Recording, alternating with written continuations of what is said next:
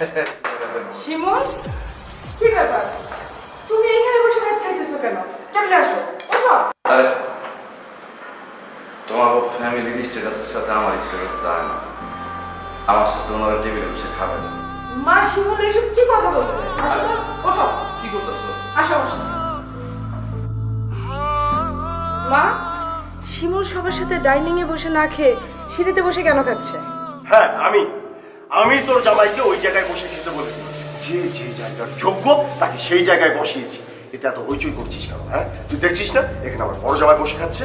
আমার বড় জামাইয়ের সঙ্গে কি তোর জামাই চাই? তোর জামাই হচ্ছে একটা ছোট লোক, জেলে। সে কি করে আমার বড় জামাইয়ের সঙ্গে বসে খায়? বাবা চুপ করো। এই পর্যন্ত তোমরা সবাই মিলে শিমুলকে অনেক অপমান করছো।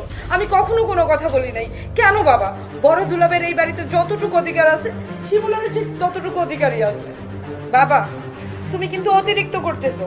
শিমুলের যদি খেতে হয় আমাদের সাথে বসে এক টেবিলে খাবে। ব্যাস! অনেক হয়েছে। আমি তোর আর লেকচার শুনতে চাই না। তুই বড় জামাইয়ের সঙ্গে তোর জামাইকে তুলনা করছিস? আমার বড় জামাই হচ্ছে একটা বিজনেস ম্যাগনেট।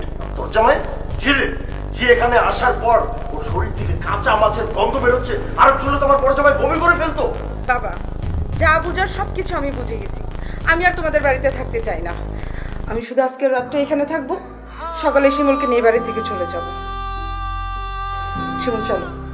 শোন, এই খাবারগুলো রাস্তার কুকুরকে দিয়ে দিবি।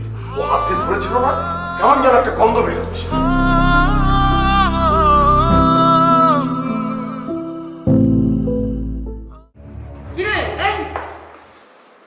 কোথায় যাচ্ছিস? আরে তোর বাবা না হয় একটু রাগ করেছে, দু একটা কথা বলেছে, তাই বলে জেলে যেতে হবে? প্লিজ যেও না। আমি নিজে খুব কষ্ট পাইতেছি, কারণ আমি তোমাদের পক্ষ নিতে পারি নাই। আমার সেই ক্ষমতা নাই। এইভাবে গেলে আমি খুব কষ্ট পাবো। জামাই, একটু বোঝার চেষ্টা করো। তোমার বাবা মা থাকলে কি তোমাকে শাসন করতো না?